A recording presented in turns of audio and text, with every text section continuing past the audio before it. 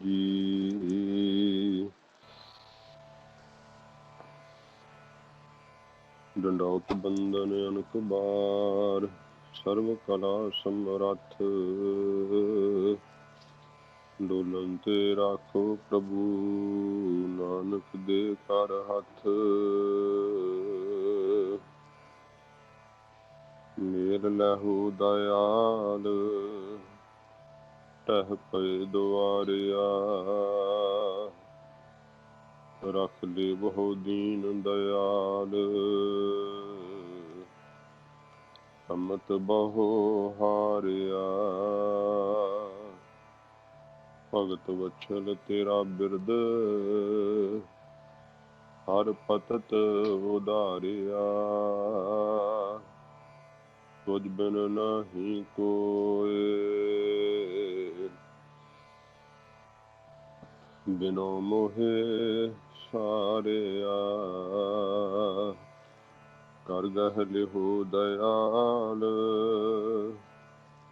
ਸਾਗਰ ਸੰਸਾਰਿਆ। ਕਰ ਗਹਿ ਲਿਹੁ ਦਇਆਲ,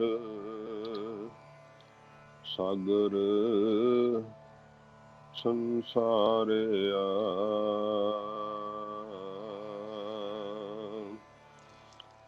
ਸਤਨਾਮ ਸ਼੍ਰੀ ਵਾਹਿਗੁਰੂ ਸਾਹਿਬ ਜੀ।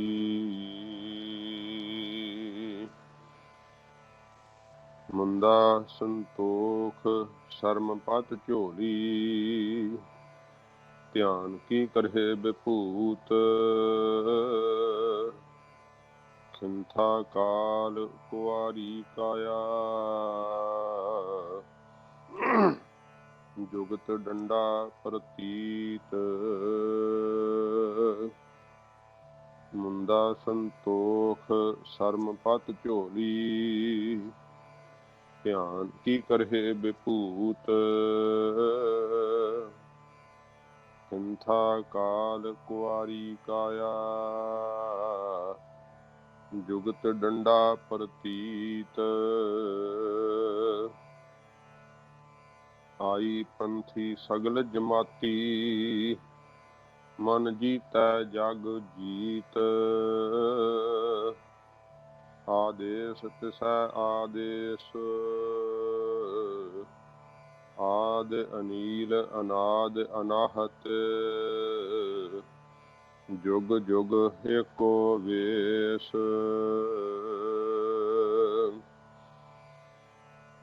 ਆਈ ਪੰਥੀ ਸਗਲ ਜਮਾਤੀ, ਮਨ ਜੀਤੈ ਜਗ ਜੀਤ।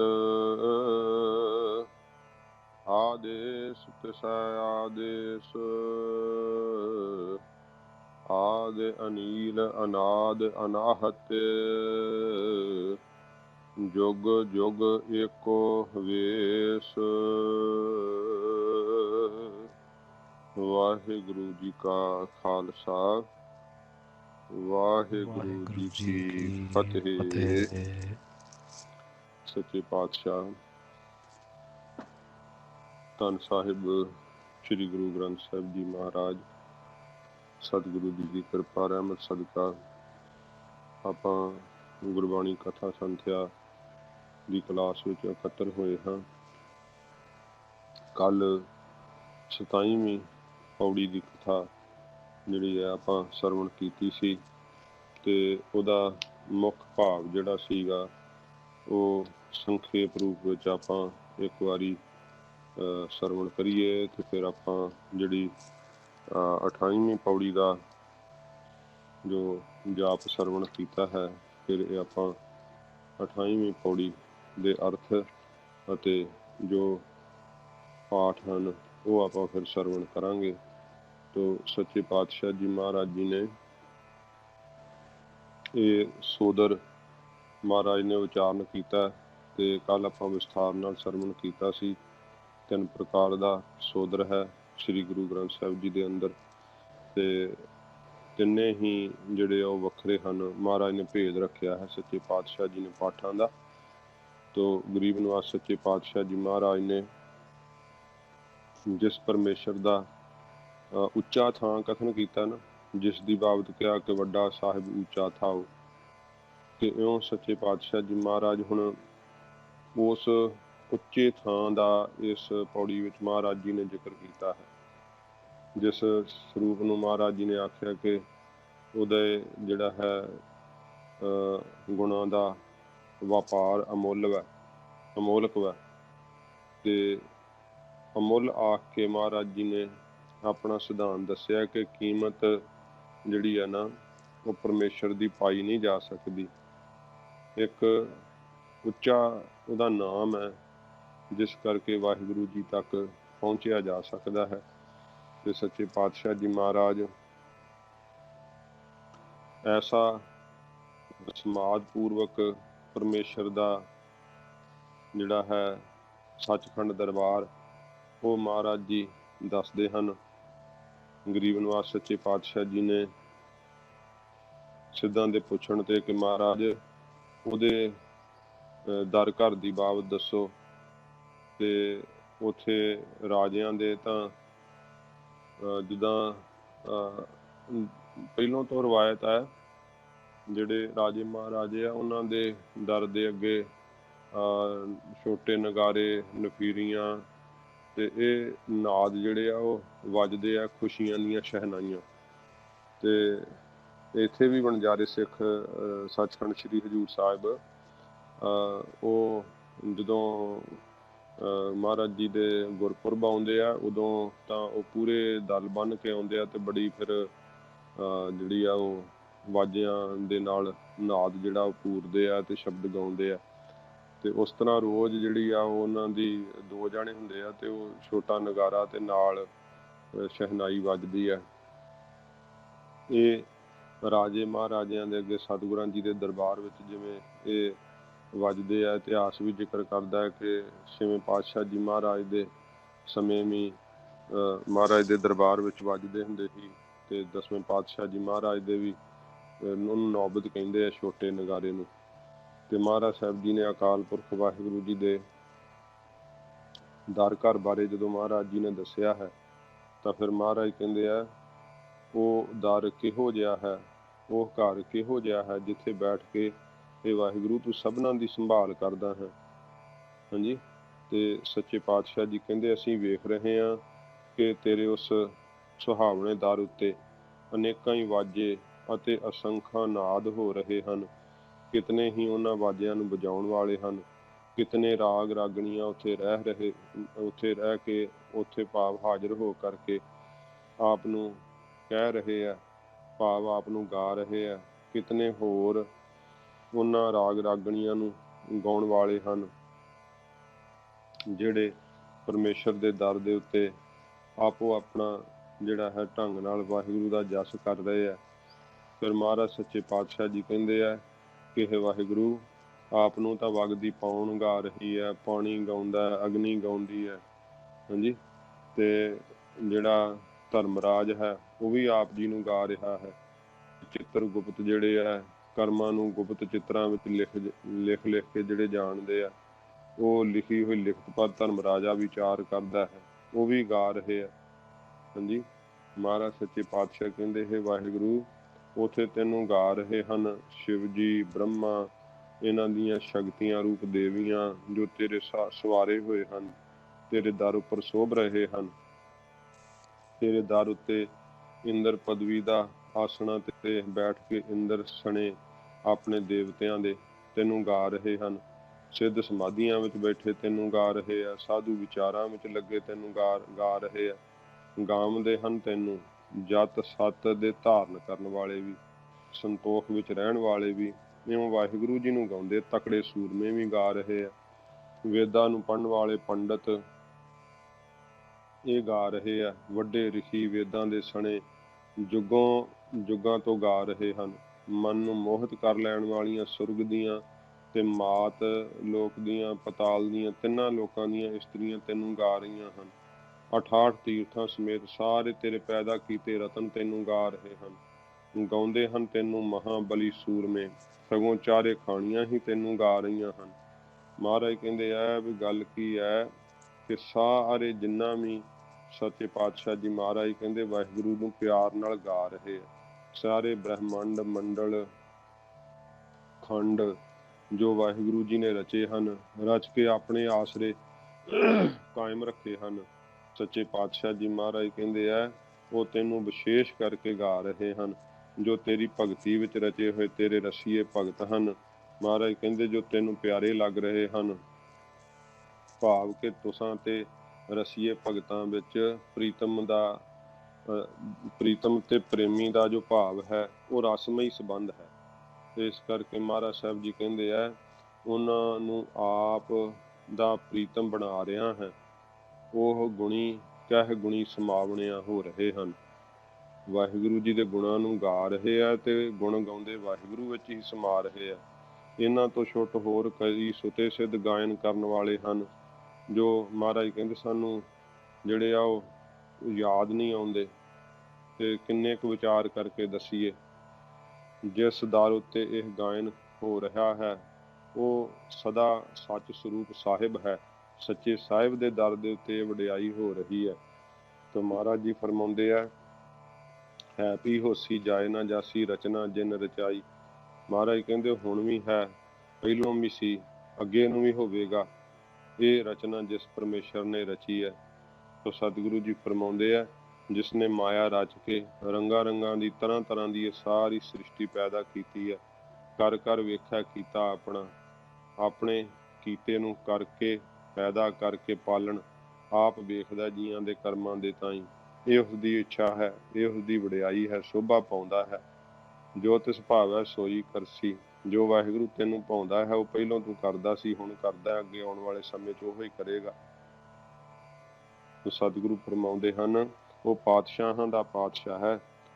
ते सतगुरु महाराज सच्चे पातशाह जी कहंदे आ जिस करके कुछ नाल मिलाप हुंदा है। जिवें कि महान स्वर विच अल्प स्वर, एक स्वर विच जिद्दां वड्डी स्वर दे विच छोटी स्वर समा जांदी है ना, तदारूप हो जांदी है।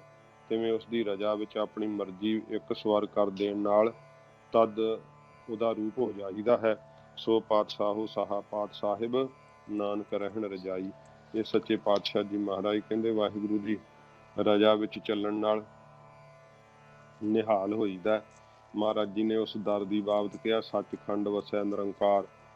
फिर सच्चे पातशाह कहंदे जिहड़े भाई सिफत करदे आ ढाडी बन करके, ढाडी सच्चे महल खसम बुलाया, उन्हां नूं फिर महाराज अपने स्वरूप विच बुला लैंदे आ।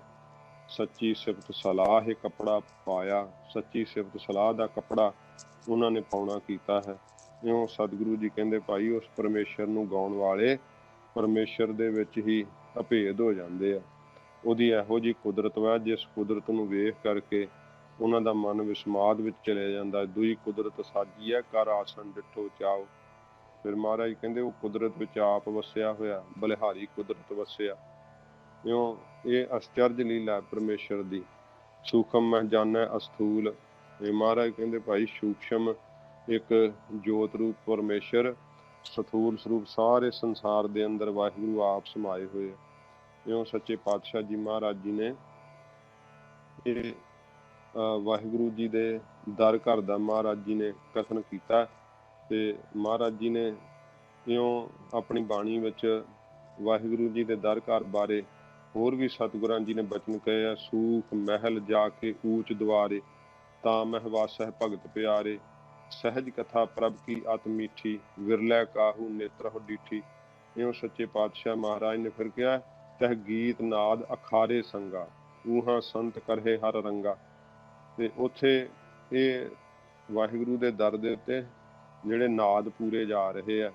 ਤੋ ਸਤਿਗੁਰੂ ਪਾਤਸ਼ਾਹ ਜੀ ਮਹਾਰਾਜ ਕਹਿੰਦੇ ਭਗਤਾਂ ਨੇ ਨਾ ਉਹਦੇ ਜਸ ਨੂੰ ਗਾ ਕਰਕੇ ਧਿਆਏ ਧਿਆਏ ਭਗਤ ਹੈ ਸੁਖ ਪਾਇਆ, ਨਾਨਕ ਤਿਸ ਪੁਰਖ ਕਾ ਕਨੇ ਅੰਤ ਨਾ ਪਾਇਆ। ਧਿਆ ਧਿਆ ਕੇ ਚੇਤੇ ਕਰ ਕਰਕੇ ਭਗਤਾਂ ਨੇ ਸੁਖ ਪਾਇਆ ਹੈ। ਜਿਉਂ ਸਤਿਗੁਰੂ ਜੀ ਕਹਿੰਦੇ ਭਾਈ ਪਰਮੇਸ਼ਰ ਦੇ ਜਸ ਨੂੰ ਉਹ ਗਾਉਂਦੇ ਆ।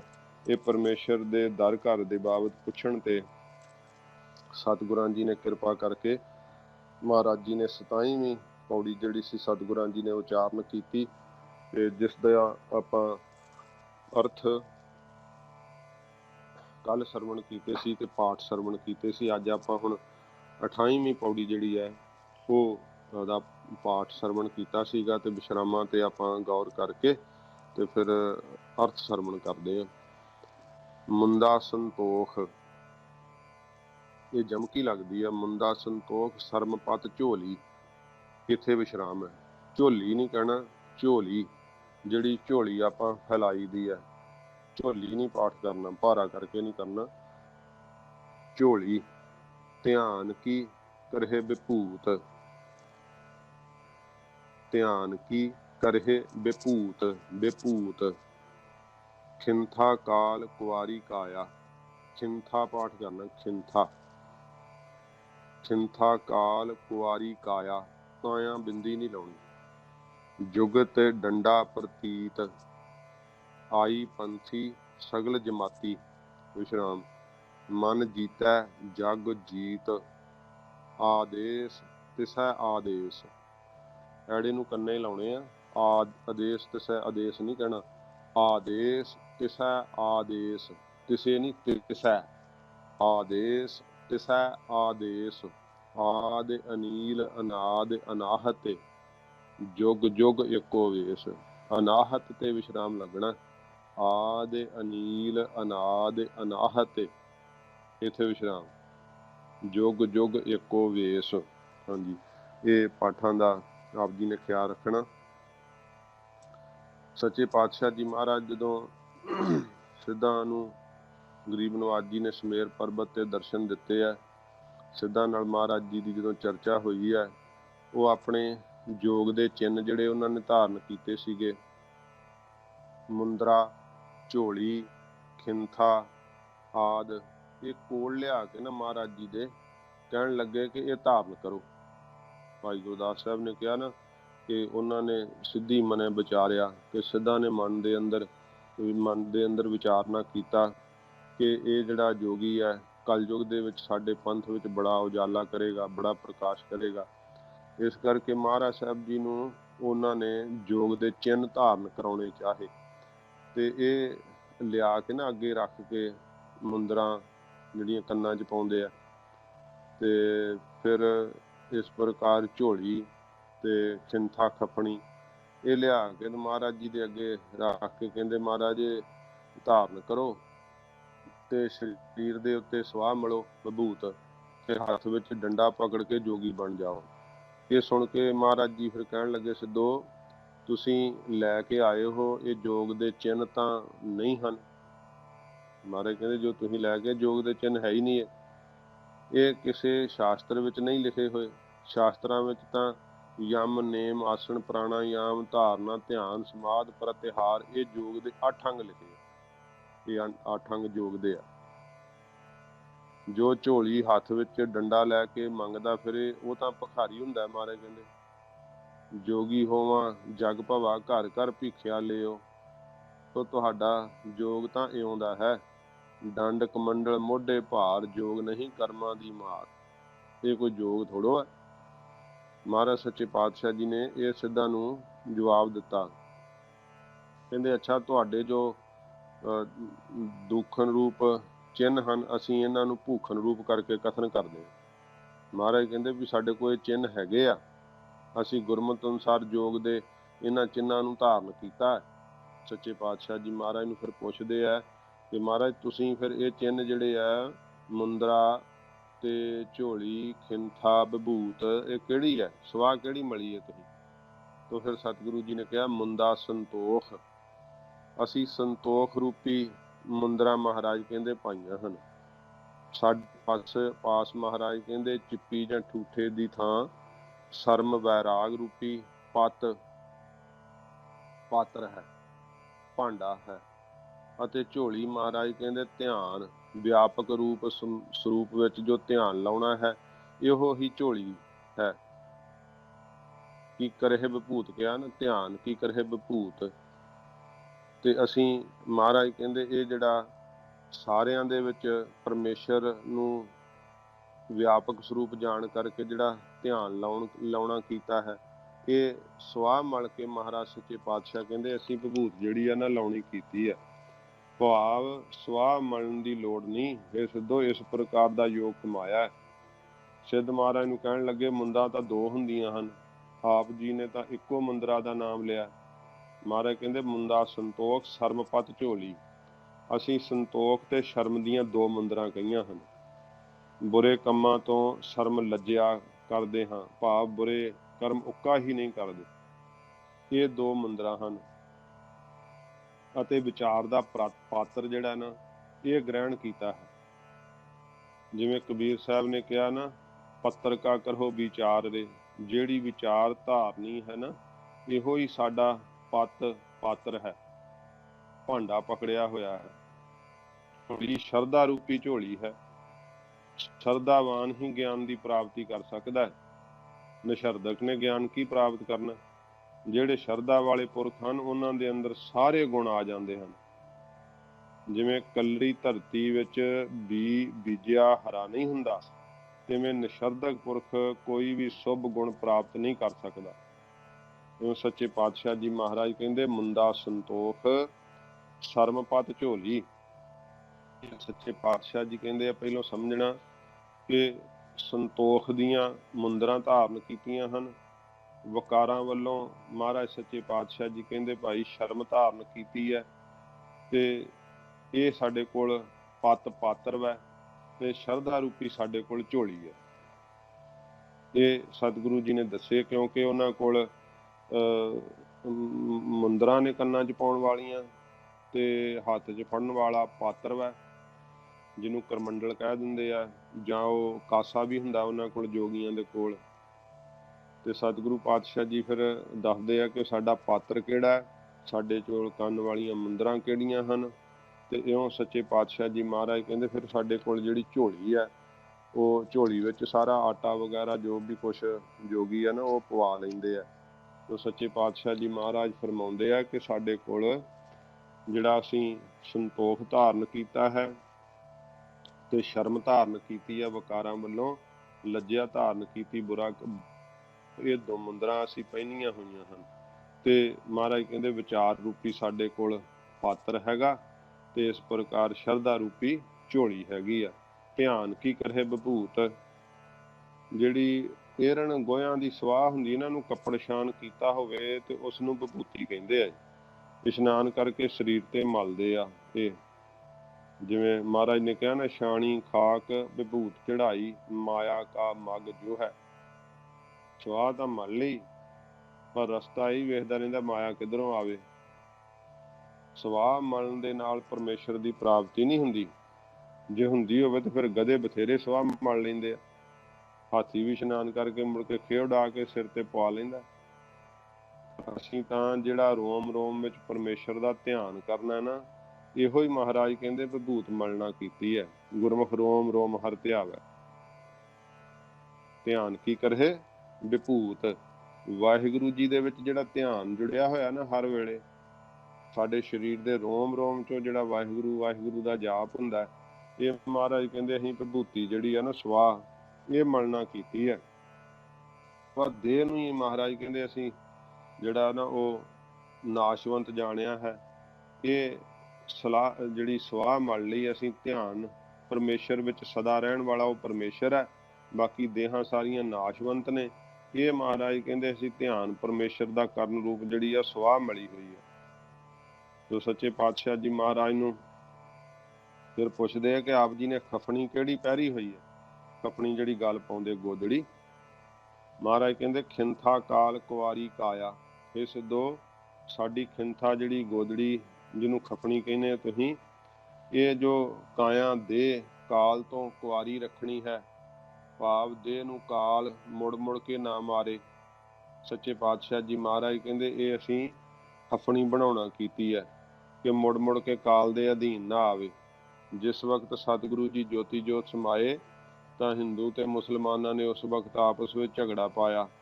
ਹਿੰਦੂ ਕਹਿੰਦੇ ਕਿ ਸਤਿਗੁਰੂ ਜੀ ਦੇ ਪਵਿੱਤਰ ਸਰੀਰ ਦੇ ਸੰਸਕਾਰ ਦੀ ਸੇਵਾ ਅਸੀਂ ਆਪਣੇ ਤਰੀਕੇ ਨਾਲ ਕਰਨੀ ਹੈ। ਮੁਸਲਮਾਨਾਂ ਨੇ ਕਿਹਾ ਕਿ ਅਸੀਂ ਮਜਲ ਵਿੱਚ ਪਹੁੰਚਾਉਣੇ ਹਨ। ਇਹਨਾਂ ਦੋਹਾਂ ਦੇ ਝਗੜੇ ਨੂੰ ਵੇਖ ਕੇ ਸਤਿਗੁਰੂ ਸਣ ਦੇਹ ਅਲੋਪ ਹੋ ਗਏ ਸੀ ਮਹਾਰਾਜ। ਇਸ ਪ੍ਰਕਾਰ ਇਹ ਕਾਇਆ ਦੇਹ ਜਿਹੜੀ ਕਾਲ ਤੋਂ ਕੁਆਰੀ ਰੱਖਣੀ, ਇਹੋ ਹੀ ਸਾਡੀ ਖਫਣੀ ਹੈ। ਇਸ ਨੂੰ ਕਾਲ ਨਹੀਂ ਵਿਆਹ ਸਕਦਾ।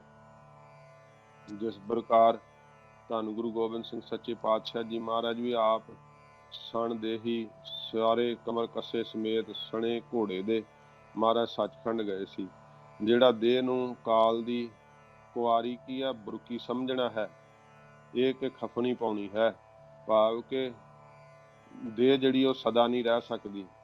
ਕਾਲ ਦੀ ਕੁਆਰੀ ਭਾਵ ਪੁੱਤਰੀ ਜੋ ਜਰਾ ਅਵਸਥਾ ਹੈ, ਭਾਵ ਬਿਰਧ ਅਵਸਥਾ ਵਿੱਚ ਜਿਸ ਪ੍ਰਕਾਰ ਇੰਦਰੇ ਸਿਥਲ ਹੋ ਜਾਂਦੇ ਹਨ, ਇਉਂ ਕਾਇਆ ਸਰੀਰ ਦੇ ਜਵਾਨ ਹੁੰਦਿਆਂ ਹੀ ਆਤਮਕ ਬਲ ਨਾਲ ਇੰਦਰੀਆਂ ਨੂੰ ਵਿਸ਼ਿਆਂ ਵੱਲੋਂ ਸਿਥਲ ਕਰਨ ਰੂਪ ਜੋ ਬਿਰਧ ਅਵਸਥਾ ਪ੍ਰਾਪਤ ਕਰਨੀ ਹੈ, ਇਹ ਸਾਡੀ ਖਿੰਥਾ ਹੈ।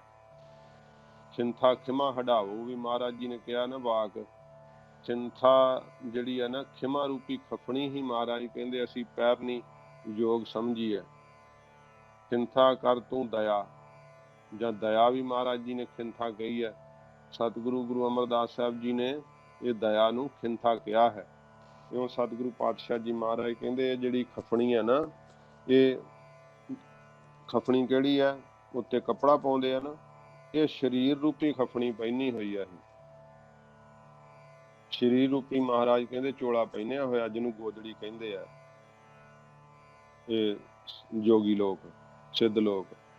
ਤੇ ਮਹਾਰਾਜ ਕਹਿੰਦੇ ਕਾਇਆ ਰੂਪੀ ਸਾਡੀ ਖਿੰਥਾ ਹੈ, ਖਫਣੀ ਹੈ, ਤੇ ਇਹਨੂੰ ਜਿਹੜਾ ਕਾਲ ਤੋਂ ਜਿਹੜਾ ਹੈ ਉਹ ਬਚਾ ਕਰਕੇ ਰੱਖਿਆ, ਭਾਵ ਕਾਲ ਜੇ ਮੁੜ ਮੁੜ ਕੇ ਨਾ ਆਉਣਾ ਪਵੇ, ਇੱਕੋ ਵਾਰ ਹੀ ਵਾਹਿਗੁਰੂ ਦਾ ਨਾਮ ਜਪ ਕਰਕੇ ਅਮਰਾ ਪਦਵੀ ਨੂੰ ਪ੍ਰਾਪਤ ਹੋਣਾ।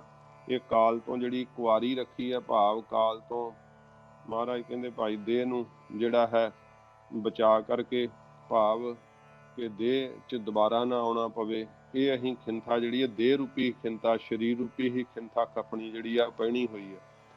ਤੇ ਅਰਥਾ ਕੁਆਰੀ ਦਾ ਅਰਥ ਬੁਰਕੀ ਵੀ ਸਮਝਣਾ ਕਿ ਇਹ ਕਾਲ ਦੇ ਅਧੀਨ ਹੈ ਸਰੀਰ। ਇਹ ਦੇਹ ਰੂਪੀ ਖਫਣੀ ਨੂੰ, ਕਾਇਆ ਰੂਪੀ ਖਫਣੀ ਨੂੰ ਅਸੀਂ ਮਹਾਰਾਜ ਕਹਿੰਦੇ ਭਾਈ ਕਾਲ ਦੀ ਬੁਰਕੀ ਸਮਝਿਆ ਹੋਇਆ, ਇਸ ਕਰਕੇ ਇਹ ਅਸੀਂ ਖਫਣੀ ਜਿਹੜੀ ਹੈ ਪਹਿਨਣਾ ਕੀਤੀ ਹੈ। ਜੁਗਤ ਡੰਡਾ ਪ੍ਰਤੀਤ, ਭਰੋਸੇ ਨਾਲ ਜੋ ਪਰਮੇਸ਼ਰ ਵਿੱਚ ਜੁਗਤ ਜੁੜੇ ਹਾਂ, ਇਹੋ ਡੰਡਾ ਪਕੜਿਆ ਹੋਇਆ ਹੈ। ਉਹ ਜਿਵੇਂ ਦੰਡੀ ਸੰਨਿਆਸੀ ਹੁੰਦੇ ਨਾ, ਤ੍ਰਿਦੰਡੀ ਸੰਨਿਆਸੀ ਹੁੰਦੇ ਆ, ਉਹਨਾਂ ਦੇ ਲੋਟਾ ਤੇ ਲੰਗੋਟਾ ਤੇ ਸੋਟਾ, ਇਹ ਤਿੰਨ ਚੀਜ਼ਾਂ ਹੁੰਦੀਆਂ, ਫਿਰ ਤ੍ਰਿਦੰਡੀ ਸੰਨਿਆਸੀ ਹੁੰਦਾ। ਤੇ ਸੱਚੇ ਪਾਤਸ਼ਾਹ ਜੀ ਮਹਾਰਾਜ ਇੱਥੇ ਹੁਣ ਸਿੱਧ ਜਿਹੜਾ ਹੱਥ ਵਿੱਚ ਡੰਡਾ ਪਕੜਦੇ ਆ, ਉਹ ਡੰਡੇ ਬਾਬਤ ਦੱਸਦੇ ਮਹਾਰਾਜ, ਕਹਿੰਦੇ ਨੇ ਜੁਗਤ ਡੰਡਾ ਪ੍ਰਤੀਤ, ਜਿਹੜਾ ਪਰਮੇਸ਼ਰ ਵਿੱਚ ਭਰੋਸੇ ਨਾਲ ਜੁਗਤ ਜੁੜੇ ਹੋਏ ਆ ਨਾ ਅਸੀਂ ਨਿਸ਼ਚੇ ਦੇ ਨਾਲ, ਇਹ ਮਹਾਰਾਜ ਕਹਿੰਦੇ ਅਸੀਂ ਡੰਡਾ ਜਿਹੜਾ ਨਾ ਇਹ ਪਕੜਿਆ ਹੋਇਆ ਹੈ। ਪ੍ਰਤੀਤ ਪ੍ਰੇਮ ਕਰਕੇ ਅਤੀਤ ਹੋ ਗਏ ਆ। ਜਿਹੜੀ ਪ੍ਰਤੀਤ ਹੈ ਭਰੋਸਾ, ਪਹਿਲਾ ਅਰਥ ਭਰੋਸਾ ਸਮਝਣਾ, ਪ੍ਰਤੀਤ ਭਰੋਸੇ ਨਾਲ ਜੁਗਤ ਜੁੜੇ ਆ ਵਾਹਿਗੁਰੂ ਵਿੱਚ, ਇਹ ਅਸੀਂ ਡੰਡਾ ਪਕੜਿਆ ਹੈ। ਤੇ ਸੱਚੇ ਪਾਤਸ਼ਾਹ ਜੀ ਮਹਾਰਾਜ ਨੂੰ ਫਿਰ ਸੋਗੀ ਜਿਹੜੇ ਜੋਗੀ ਆ ਉਹ ਕਹਿੰਦੇ ਆ, ਸਾਡੇ ਜੋਗੀਆਂ ਦੇ ਪੰਥ ਵਿੱਚੋਂ ਆਈ ਪੰਥ ਜਿਹੜਾ ਹੈ ਨਾ ਉਹ ਸਭ ਤੋਂ ਉੱਤਮ ਮੰਨਿਆ ਜਾਂਦਾ ਹੈ। ਇਹ ਮਹਾਰਾਜ ਆਈ ਪੰਥ ਧਾਰਨ ਕਰ ਲਓ, ਜਾਂ ਤੁਹਾਡਾ ਕਿਹੜਾ ਪੰਥ ਹੈ ਮਹਾਰਾਜ ਸੱਚੇ ਪਾਤਸ਼ਾਹ ਜੀ ਨੂੰ ਦੱਸਦੇ ਆ। ਜਿਹੜਾ ਆਈ ਨਾਮੇ ਇੱਕ ਪੰਥ ਹੈ ਨਾ, ਜਿਹੜਾ ਇੱਕ ਮਾਈ ਗੋਰਖਨਾਥ ਦੇ ਪੈਰੀ ਪਈ ਤੇ ਕਿਹਾ ਕਿ ਮੈਂ ਤੁਹਾਡੇ ਸਰੀਰ ਤੋਂ ਸੰਤਾਨ ਪੈਦਾ ਕਰਨੀ ਹੈ। ਤੇ ਗੋਰਖਨਾਥ ਨੇ ਕਿਹਾ ਮਾਤਾ ਜੀ ਮੈਂ ਤਾਂ ਜਤੀ ਹਾਂ। ਮਾਤਾ ਨੇ ਕਿਹਾ ਕਿ ਮੇਰੀ ਤੀਬਰ ਇੱਛਾ ਹੈ ਪੁੱਤਰ ਦਿਓ, ਜਿਸ ਤੋਂ ਕਿ ਮੇਰਾ ਨਾਮ ਦੁਨੀਆ ਵਿੱਚ ਕਾਇਮ ਰਹੇ। ਗੋਰਖਨਾਥ ਨੇ ਕਿਹਾ ਮਾਈ ਤੇਰੇ ਨਾਮ ਤੇ ਮੈਂ ਪੰਥ ਤੋੜ ਦਿੰਦਾ ਹਾਂ, ਜਿਸ ਕਰਕੇ ਤੇਰਾ ਨਾਮ ਦੁਨੀਆ ਵਿੱਚ ਕਾਇਮ ਰਹੇਗਾ। ਇਸ ਕਰਕੇ ਉਸ ਮਾਈ ਦੇ ਨਾਮ ਤੇ ਆਈ ਪੰਥ ਜਿਹੜਾ ਨਾ ਤੋਰਿਆ, ਜਿਸ ਨੂੰ ਸਿੱਧ ਵੱਡਾ ਮੰਨਦੇ ਆ ਸਾਰਿਆਂ ਤੋਂ। ਇਹ ਆਈ ਪੰਥ ਦਾ ਜ਼ਿਕਰ ਵਾ। ਮਹਾਰਾਜ ਜੀ ਨੇ ਫਿਰ ਉਹਨਾਂ ਨੂੰ ਕਿਹਾ ਨਾ ਆਈ ਪੰਥੀ ਸਗਲ ਜਮਾਤੀ, ਕਿ ਸਾਡਾ ਆਈ ਪੰਥ ਕਿਹੜਾ ਹੈ ਉਹ ਮਹਾਰਾਜ ਦੱਸਦੇ ਇੱਥੇ। ਸਤਿਗੁਰੂ ਜੀ ਕਹਿੰਦੇ ਆਈ ਪੰਥੀ ਸਗਲ ਜਮਾਤੀ ਹੈ ਸਿੱਧੋ, ਵਾਹਿਗੁਰੂ ਜੀ ਜੋਤ ਜੋ ਸਾਰਿਆਂ ਵਿੱਚ ਆਈ ਸਮਝਣੀ ਹੈ, ਇਹੋ ਸਾਡਾ ਆਈ ਪੰਥ ਹੈ। ਇਹੋ ਹੀ ਅਸੀਂ ਆਈ ਪੰਥੀ ਹਾਂ। ਇਸ ਪੰਥੀ ਦਾ ਕਹਿੰਦਾ ਰਾਹੀ, ਅਸੀਂ ਇਸ ਪੰਥ ਦੇ ਇਸ ਰਾਹ ਦੇ ਰਾਹੀ ਹਾਂ। ਗੁਰਮੁਖ ਆਈ ਪੰਥ ਨਿਜ ਘਰ ਪਾਇਆ, ਆਦਿ ਪੁਰਖ ਆਦੇਸ਼ ਅਲਖ ਲਖਾਇਆ। ਭਾਈ ਗੁਰਦਾਸ ਸਾਹਿਬ ਜੀ ਵੀ ਕਹਿੰਦੇ ਆ। ਸਗਲ ਜਮਾਤੀ, ਸਗਲ ਸਾਰੇ ਜਿੰਨੇ ਸੰਤ ਭਗਤ ਮਹਾਤਮਾ ਸਾਧੂ ਹਨ, ਇਹ ਸਾਡੇ ਜਮਾਤੀ ਜਮਾਤ ਹੈ। ਜਿਵੇਂ ਉਹ ਇਕੱਠੇ ਹੋ ਕੇ ਤੁਰਦੇ ਨਾ, ਤੇ ਫਿਰ ਕਹਿੰਦੇ ਸਾਧੂਆਂ ਦੀ ਜਮਾਤ ਜਾ ਰਹੀ, ਜਦੋਂ ਉਹਨਾਂ ਦਾ ਮਤਲਬ ਜਾਂਦਾ ਹੈ ਸਮੂਹ ਇਕੱਠਾ ਹੋ ਕੇ। ਤੇ ਫਿਰ ਇੱਧਰ ਮਹਾਰਾਜ ਕਹਿੰਦੇ ਜਿਹੜੇ ਸੰਤ ਭਗਤ ਭਾਈ ਜਿਨ੍ਹਾਂ ਦੀ ਸਤਸੰਗਤ ਹੈ, ਉਹ ਸਾਡੀ ਜਮਾਤ ਹੈ। ਜੋ ਸਤਸੰਗੀ ਪਰਮੇਸ਼ਰ ਦੀ ਜੋਤ ਨੂੰ ਸਾਰਿਆਂ ਵਿੱਚ ਜਾਣਦੇ ਹਨ, ਉਹ ਸਾਰੇ ਸਾਡੇ ਜਮਾਤੀ ਹਨ। ਸਾਰੇ ਸੁਭ ਗੁਣ ਹੀ ਸਾਡੇ ਜਿਹੜੇ ਜਮਾਤੀ ਹੈ। ਮਹਾਰਾਜ ਸੱਚੇ ਪਾਤਸ਼ਾਹ ਕਹਿੰਦੇ ਇਹ ਹੀ ਜਿਹੜਾ ਆਈ ਪੰਥ ਹੈ ਨਾ, ਇਹ ਧਾਰਨ ਕੀਤਾ ਹੈ। ਆਈ ਪੰਥੀ ਸਗਲ ਜਮਾਤੀ, ਸਾਰੇ ਹੀ ਸਾਡੇ ਉਹ ਜਮਾਤੀ ਹੈ, ਭਾਵ ਉਹ ਜਮਾਤ ਹੈ ਸਾਡੀ, ਉਹ ਸਾਡਾ ਸਾਰਾ ਪੰਥ ਵੈ। ਸਮੂਹ ਨੂੰ ਵੀ ਪੰਥ ਕਹਿ ਦਿੰਦੇ ਆ ਨਾ। ਮਹਾਰਾਜ ਕਹਿੰਦੇ ਜਿਹੜੇ ਵਾਹਿਗੁਰੂ ਦੀ ਸਾਰਿਆਂ ਵਿੱਚ ਜੋਤ ਆਈ ਹੋਈ ਸਮਝਣੀ ਹੈ, ਇਹੀ ਸਾਡਾ ਸਿੱਧੋ ਆਈ ਪੰਥ ਹੈ। ਮਨ ਜੀਤੈ ਜਗ ਜੀਤ, ਇਹ ਮਹਾਰਾਜ ਸਾਹਿਬ ਜੀ ਨੇ ਆਖਿਆ। ਸਿੱਧਾ ਪ੍ਰਸ਼ਨ ਕੀਤਾ ਮਹਾਰਾਜ ਦੇ ਕੋਲ ਕਿ ਹੇ ਮਹਾਰਾਜ, ਜੇ ਜੋਗ ਮਤ ਧਾਰਨ ਕਰ ਲਵੋ ਤਾਂ ਤੁਸੀਂ ਜਗਤ ਵਿੱਚ ਜਿੱਤ ਪ੍ਰਾਪਤ ਕਰੋਗੇ। ਸਤਿਗੁਰੂ ਜੀ ਉੱਤਰ ਦਿੱਤਾ ਹੈ ਕਿ ਸਿੱਧੋ ਅਸੀਂ ਸੰਸਾਰ ਦੀ ਜਿੱਤ ਦੀ ਇੱਛਾ ਹੀ ਨਹੀਂ ਰੱਖਦੇ। ਮਨ ਜੀਤੈ ਜਗ ਜੀਤ, ਅਸੀਂ ਤਾਂ ਮਨ ਦੇ ਜਿੱਤਣ ਨਾਲ ਜਗਤ ਦੀ ਜਿੱਤ ਸਮਝਦੇ ਹਾਂ। ਪਰ ਤਨ ਪਰ ਧਨ ਪਰ ਨਿੰਦ ਮੇਟ ਨਾਮ ਦਾਨ ਇਸ਼ਨਾਨ ਦ੍ਰਿੜਾਇਆ। ਗੁਰਮਤਿ ਮਨ ਸਮਝਾਏ ਕੈ ਬਾਹਰ ਜਾਂਦਾ ਵਰਜ ਰਹਾਇਆ। ਮਨ ਜੀਤੈ ਜਗ ਜਿਣ ਲਿਆ ਅਸ਼ਟ ਧਾਤ ਇੱਕ ਧਾਤ ਕਰਾਇਆ। ਭਾਈ ਗੁਰਦਾਸ ਜੀ ਕਹਿੰਦੇ ਆ ਮਨ ਨੂੰ ਕਿਵੇਂ ਜਿੱਤਿਆ ਜਾਂਦਾ ਹੈ? ਪਰ ਤਨ ਜਿਹੜਾ ਉਹਦੀ ਮੰਦੀ ਨਿਗਾਹ ਛੱਡ ਦੇਵੇ। ਹਾਂਜੀ, ਪਰ ਧਨ ਪਰਾਏ ਦਾ ਧਨ, ਪਰ ਨਿੰਦਾ ਪਰਾਏ ਦੀ ਨਿੰਦਾ ਕਰਨੀ ਮੇਟ ਦੇਵੇ। ਨਾਮਦਾਨ ਇਸ਼ਨਾਨ ਦ੍ਰਿੜਾਇਆ, ਨਾਮਦਾਨ ਇਸ਼ਨਾਨ ਜਿਨ੍ਹਾਂ ਨੇ ਦ੍ਰਿੜ ਕੀਤਾ ਹੈ। ਗੁਰਮਤਿ ਮਨ ਸਮਝਾਏ ਕੈ, ਗੁਰੂ ਜੀ ਦੀ ਮੱਤ ਦੁਆਰਾ ਜਿਨ੍ਹਾਂ ਨੇ ਆਪਣੇ ਮਨ ਨੂੰ ਸਮਝਾਇਆ ਹੈ। ਬਾਹਰ ਜਾਂਦਾ ਵਰਜ ਰਹਾਇਆ, ਬਾਹਰ ਭਟਕਦਾ ਜਾਂਦਾ ਮਨ ਜਿਹੜਾ ਉਹ ਵਰਜ ਦਿੱਤਾ, ਰੋਕ ਦਿੱਤਾ। ਮਨ ਜੀਤੇ ਜਗ ਜਿਣ ਲਿਆ, ਜਿਨ੍ਹਾਂ ਨੇ ਮਨ ਜਿੱਤਿਆ ਉਹਨਾਂ ਜਗ ਜਿੱਤ ਲਿਆ। ਇਉਂ ਭਾਈ ਗੁਰਦਾਸ ਸਾਹਿਬ ਜੀ ਨੇ ਕਿਹਾ। ਸਤਿਗੁਰੂ ਜੀ ਕਹਿੰਦੇ ਹਨ ਇੱਥੇ ਮਨ ਜੀਤੈ ਜਗ ਜੀਤ, ਭਾਵ ਜਿਸ ਨੇ ਮਨ ਜਿੱਤ ਲਿਆ ਉਸਨੇ ਸਾਰੇ ਜਗਤ ਨੂੰ ਜਿੱਤ ਲਿਆ ਹੈ। ਜਿਸ ਦਾ ਮਨ ਨਹੀਂ ਜਿੱਤਿਆ ਗਿਆ ਉਹ ਸਾਰੇ ਸੰਸਾਰ ਵਿੱਚੋਂ ਹਾਰ ਕੇ ਗਿਆ ਹੈ। ਜਿਵੇਂ ਭਰਤਰੀ ਜੀ ਨੇ ਵੀ ਕਿਹਾ ਨਾ, ਮਨ ਰਿਪ ਜੀਤਾ ਸਭ ਰਿਪ ਜੀਤੇ, ਮਨ ਰਿਪ ਜੀਤਾ ਸਭ ਰਿਪ ਜੀਤੇ। ਜੇ ਮਨ ਰੂਪੀ ਦੁਸ਼ਮਣ ਜਿਉਂਦਾ ਤੇ ਸਾਰੇ ਦੁਸ਼ਮਣ ਜਿਉਂਦੇ ਆ। ਜੇ ਮਨ ਰੂਪੀ ਦੁਸ਼ਮਣ ਨੂੰ ਜਿੱਤ ਲਿਆ ਤਾਂ ਸਾਰੇ ਦੁਸ਼ਮਣ ਜਿੱਤ ਲਏ। ਜਿਨ੍ਹਾਂ ਦਾ ਮਨ ਦੁਸ਼ਮਣ ਜਿਉਂਦਾ ਹੈ, ਸਮਝ ਲਓ ਕਿ ਸਾਰੇ ਦੁਸ਼ਮਣ ਉਹਦੇ ਜਿਉਂਦੇ ਬੈਠੇ। ਜਿਨ੍ਹਾਂ ਗੁਰਮੁਖਾਂ ਨੇ ਮਨ ਦੁਸ਼ਮਣ ਨੂੰ ਜਿੱਤ ਲਿਆ ਉਹਨਾਂ ਦੇ ਸਾਰੇ ਦੁਸ਼ਮਣ ਜਿੱਤੇ ਗਏ। ਜੇ ਕੋਈ ਸਾਧਨ ਨਹੀਂ ਕਰਦਾ ਤਾਂ ਮਹਾਰਾਜ ਕਿਹਾ ਹਾਥ ਹਿਲਾਏ ਸੁਰਗ ਨਾ ਜਾਹੂ, ਜੋ ਮਨ ਜੀਤ ਸਕਾ ਨਹੀਂ ਕਾਹੂ। ਜਿਹੜਾ ਆਪਣੇ ਮਨ ਨੂੰ ਨਹੀਂ ਜਿੱਤ ਸਕਿਆ, ਜੇ ਮਨ ਦੇ ਜਿੱਤੇ ਤੋਂ ਬਿਨਾਂ ਹੱਥ ਹਿਲਾਈ ਜਾਵੇ ਕੁਝ ਨਹੀਂ ਹੋਣਾ, ਫਿਰ ਤਾਂ ਮਿੱਥਿਆ ਹੀ ਆ ਨਾ। ਜੇ ਮਨ ਤੇ ਕਾਬੂ ਨਹੀਂ ਪਾਇਆ ਤੇ ਹੱਥ 'ਚ ਮਾਲਾ ਹਿਲਾਈ ਜਾਂਦਾ ਹੈ, ਇੰਨੇ ਨਾਲ ਸਵਰਗ 'ਚ ਜਾਇਆ ਜਾਏਗਾ? ਆਪਣੇ ਨੇਤਰਾਂ ਨੂੰ ਨਹੀਂ ਰੋਕਿਆ, ਮਨ ਦੇ ਬੁਰੇ ਫੁਰਨਾਂ ਨੂੰ ਨਹੀਂ ਰੋਕਿਆ। ਮਹਾਰਾਜ ਜੀ ਨੇ ਕਿਹਾ ਆਪਣੋ ਮਨ ਕਰਮੋ ਜਿਹੇ ਆਨਾ, ਪਾਰ ਬ੍ਰਹਮ ਕੋ ਤਿਨੀ ਪਛਾਨਾ। ਜਿਨ੍ਹਾਂ ਨੇ ਆਪਣੇ ਮਨ ਨੂੰ ਹੱਥ ਵਿੱਚ ਲਿਆਂਦਾ ਨਾ, ਉਹਨਾਂ ਨੇ ਵਾਹਿਗੁਰੂ ਨੂੰ ਪਛਾਣਿਆ। ਸੱਚੇ ਪਾਤਸ਼ਾਹ ਜੀ ਮਹਾਰਾਜ ਕਹਿੰਦੇ ਨੇ ਸਿੱਧੋ ਤੁਹਾਡੇ ਵਾਂਗ ਰਿੱਧੀਆਂ ਸਿੱਧੀਆਂ ਨਾਲ ਹੋਰਨਾਂ ਤੇ ਪ੍ਰਭਾਵ ਪਾਉਣ ਨਾਲ ਮਨ ਨਹੀਂ ਜਿੱਤਿਆ ਜਾਂਦਾ। ਮਨ ਜਿੱਤੇ ਬਿਨਾਂ ਜੀਵਨ ਨਿਰਵਿਕਾਰ ਨਹੀਂ ਹੁੰਦਾ। ਮਛਿੰਦਰ ਨਾਥ ਸੰਗਲਾਦੀਪ ਦੇ ਰਾਜੇ ਸ਼ਿਵਨਾਭ ਦੇ ਜਿਹੜਾ ਪਿਤਾ ਸੀ ਨਾ ਅਮਰੂ, ਉਹਦੀ ਮੁਰਦਾ ਦੇਹ ਵਿੱਚ ਜਾ ਵੜਿਆ ਸੀਗਾ ਮਛਿੰਦਰ ਨਾਥ। ਤੇ ਜਦੋਂ ਉਹ ਅਮਰੂ ਰਾਜਾ ਚੜ੍ਹਾਈ ਕਰ ਗਿਆ ਸੀ ਤੇ ਇਹ ਮਛਿੰਦਰ ਨਾਥ ਉਹਦੀ ਕਾਇਆ 'ਚ ਪ੍ਰਵੇਸ਼ ਕਰ ਗਿਆ ਸੀਗਾ। ਤੇ ਲਾਲਸਾ ਸੀ ਇਹਦੇ ਅੰਦਰ ਪਦਮਨੀ ਜਾਤੀ ਦੀਆਂ ਇਸਤਰੀਆਂ ਦੇ ਭੋਗਾਂ ਨੂੰ ਭੋਗਣ ਦੀ। ਤੇ ਇਹ ਜਦੋਂ ਫਿਰ ਜਿਹੜੇ ਸੀ ਰਾਜਾ ਉੱਥੋਂ ਦਾ ਬਣ ਕੇ ਤੇ ਅਮਰੂ ਦੀ ਦੇਹ ਵਿੱਚ ਵੜਿਆ ਤੇ ਭੋਗਾਂ ਨੂੰ ਭੋਗਣ ਲੱਗਾ। ਤੇ ਇਹਨੇ ਫਿਰ ਜਿਹੜਾ ਸੀ ਨਾ ਇੱਥੇ ਆਪਣੇ ਦੇਸ਼ 'ਚ ਕੰਨ ਪਾਟੇ ਜੋਗੀ ਜਿਹੜੇ ਸੀ ਵੜਨੇ ਬੰਦ ਕਰ ਦਿੱਤੇ ਸੀ। ਤੇ ਗੋਰਖਨਾਥ ਨੂੰ ਫਿਰ ਪਤਾ ਲੱਗਾ ਕਿ ਮੇਰਾ ਗੁਰੂ ਹੋ ਕੇ ਤੇ ਇਸ ਤਰ੍ਹਾਂ ਇਹ ਕਰਦਾ ਪਿਆ, ਤੇ ਇਹਨੂੰ ਫਿਰ ਉਹਨੇ ਨਾ ਗਵਈਆਂ ਦਾ ਭੇਸ ਬਣਾ ਕੇ ਗਿਆ ਸੀ। ਤੇ ਜਦੋਂ ਇਹਦੇ ਦਰਬਾਰ 'ਚ ਜਾ ਕੇ ਫਿਰ ਗੋਰਖਨਾਥ ਨੇ ਆਵਾਜ਼ ਦਿੱਤੀ ਨਾ, ਜਾਗ ਮਛਿੰਦਰਾ ਗੋਰਖ ਆਏ, ਫਿਰ ਇਹ ਅਮਰੂਦੀ ਦੇਹ 'ਚੋਂ ਇੱਕ ਬੰਨੇ ਸਮਾਧੀ ਲਾਈ ਬੈਠਾ ਤੇ ਸਮਾਧੀ ਦੇ ਵਿੱਚੋਂ ਆਪਣੇ ਪ੍ਰਾਣ ਕੱਢ ਕੇ ਤੇ ਅਮਰੂਦੀ ਦੇਹ 'ਚ ਵੜਿਆ, ਭੋਗਾਂ ਨੂੰ ਭੋਗਦਾ ਪਿਆ ਵਾ। ਜੇ ਹੁਣ ਦਸਮ ਦਵਾਰ ਵਿੱਚ ਚੜ ਗਿਆ ਤੇ ਵੇਖੋ ਗੱਲ ਬਣੀ ਨਹੀਂ। ਗੋਰਖਨਾਥ ਦੀ ਜਦੋਂ ਬਾਲ ਗੁੰਦਾਈ ਨਾਲ ਚਰਚਾ ਹੋਈ ਸੀ ਨਾ, ਉਦੋਂ ਨੇ ਤਰਕ ਮਾਰੀ ਸੀ ਕਿ ਤੂੰ ਆਪਣੇ ਆਪ 'ਚ ਕੀ ਬਣਿਆ ਫਿਰਦਾ, ਜਾ ਤੇਰਾ ਗੁਰੂ ਦੱਸ ਕਿੱਥੇ ਆ।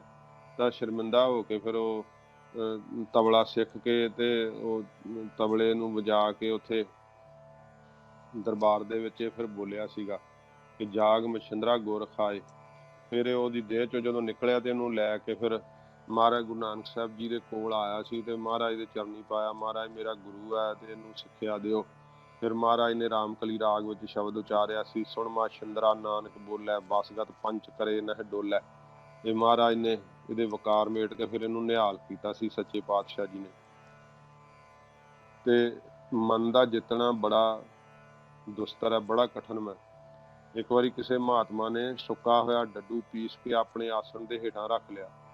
ਜਦੋਂ ਵਰਖਾ ਦੀ ਰੁੱਤ ਆਈ ਤੇ ਉਸ ਦੇ ਵਿੱਚੋਂ ਨਿੱਕੀਆਂ ਨਿੱਕੀਆਂ ਡੱਡਾਂ ਪੈਦਾ ਹੋ ਕੇ ਨਿਕਲ ਗਈਆਂ। ਜਦੋਂ ਵੇਖਿਆ ਤਾਂ ਪੁੜੀ ਖਾਲੀ ਪਈ ਮਿਲੀ। ਸਾਧੂ ਕਹਿਣ ਲੱਗਾ, ਮੈਂ ਜਾਣਿਓ ਮਨ ਮਰ ਗਇਓ, ਮਨ ਤੋਂ ਮਰਿਓ ਨਾਹੇ, ਕੁਸੰਗਤ ਵਰਖਾ ਹੋਣ ਤੇ ਬਹੁਰ ਹਰੋ ਹੋਏ ਜਾਹੇ। ਇਹ ਪ੍ਰਮਾਣ ਹੁੰਦੇ। ਸਾਧੂ ਕਹਿੰਦਾ ਮੈਂ ਸਮਝਿਆ ਮਨ ਮਰ ਗਿਆ, ਜਿਵੇਂ ਇਹ ਡੱਡੂ ਪੀਸਿਆ ਹੋਇਆ ਸੀ। ਜੋ ਮਤਾ ਕੋਈ ਬਰਕਤੀ ਦੀ ਹੰਗਤਾ ਕਰਕੇ ਕਹੇ ਕਿ ਮੈਂ ਮਨ ਜਿੱਤ ਲਿਆ ਹੈ, ਮੇਰੇ ਕਾਬੂ ਵਿੱਚ ਆ ਗਿਆ ਹੈ, ਪਰ ਕੁਸੰਗਤ ਰੂਪੀ ਜਦੋਂ ਵਕਾਰਾਂ ਦੀ ਵਰਖਾ ਹੁੰਦੀ ਹੈ ਫਿਰ ਫੁਰਨੇ ਕਰਨ ਲੱਗ ਪੈਂਦਾ, ਵਿਸ਼ਿਆਂ ਵਿੱਚ ਖੱਚਤ ਹੋ ਜਾਂਦਾ ਹੈ। ਮਨ ਦੇ ਮਾਰੇ ਮਰ ਗਏ ਕਾਜੀ ਮੁੱਲਾ ਸੇਖ। ਮਨ ਦਾ ਜਿੱਤਣਾ ਬੜਾ ਔਖਾ ਹੈ, ਤੇ ਜਿਨ ਮਨ ਜਿੱਤ ਲਿਆ ਉਹਨੇ ਜਗਤ ਜਿੱਤ ਲਿਆ। ਇਉਂ ਸੱਚੇ ਪਾਤਸ਼ਾਹ ਜੀ ਮਹਾਰਾਜ ਕਹਿੰਦੇ, ਮਨ ਜੀਤੈ ਜਗ ਜੀਤ। ਜਿਹਨੇ ਮਨ ਜਿੱਤਿਆ ਉਹਨੂੰ ਜਗਤ ਦੇ ਜਿੱਤਣ ਦੀ ਜਿਹੜੀ ਹੈ ਨਾ, ਉਹ ਮਹਾਰਾਜ ਸੱਚੇ ਪਾਤਸ਼ਾਹ ਕਹਿੰਦੇ ਦਾਤ ਪ੍ਰਾਪਤ ਹੁੰਦੀ ਹੈ। ਮਨ ਦੇ ਜਿੱਤਣ ਨਾਲ ਜਗਤ ਜਿੱਤਿਆ ਜਾਂਦਾ ਹੈ। ਤੇ ਜਿਹਨੇ ਜਗਤ ਜਿੱਤ ਲਿਆ ਹੋਵੇ ਤੇ ਪਾਰਸ਼ਨਾਥ ਵਰਗਿਆਂ ਕੋ ਆਪਣਾ ਮਨ ਜਿਹੜਾ ਸੀ ਉਹ ਨਹੀਂ ਸੀ ਜਿੱਤਿਆ ਗਿਆ, ਤੇ ਫਿਰ ਉਹ ਚਿਖਾ ਬਣਾ ਕੇ ਸੜ ਕੇ ਮਰ ਗਿਆ ਸੀਗਾ, ਪਰ ਮਨ ਨਹੀਂ ਸੀ ਜਿੱਤ ਸਕਿਆ। ਮਹਾਰਾਜ ਜੀ ਨੇ ਆਖਿਆ, ਮਨ ਬਸ ਆਵੇ ਨਾਨਕਾ, ਜੇ ਪੂਰਨ ਕਿਰਪਾ ਹੋਏ। ਜਿਨ ਗੁਰ ਪ੍ਰਸਾਦੀ ਮਨ ਜੀਤਿਆ, ਜਗ ਤਿਨਹਿ ਜਿਤਾਨਾ। ਜਿਨ੍ਹਾਂ ਨੇ ਗੁਰੂ ਸਾਹਿਬ ਦੀ ਕਿਰਪਾ ਨਾਲ ਆਪਣੇ ਮਨ ਨੂੰ ਜਿੱਤਿਆ ਨਾ, ਸੱਚੇ ਪਾਤਸ਼ਾਹ ਕਹਿੰਦੇ ਭਾਈ ਉਹਨਾਂ ਨੇ ਹੀ ਜਗਤ ਨੂੰ ਜਿੱਤਣਾ ਕੀਤਾ। ਆਦੇਸ਼ ਤਿਸੈ ਆਦੇਸ਼। ਮਹਾਰਾਜ ਜੀ ਕਹਿੰਦੇ ਆ ਆਦੇਸ਼ ਜਿਹੜੀ ਆ ਨਾ, ਆਦੇਸ਼ ਕਿਹਨੂੰ ਕਹਿੰਦੇ ਆ? ਨਮਸਕਾਰ ਨੂੰ ਕਹਿੰਦੇ ਆ ਆਦੇਸ਼।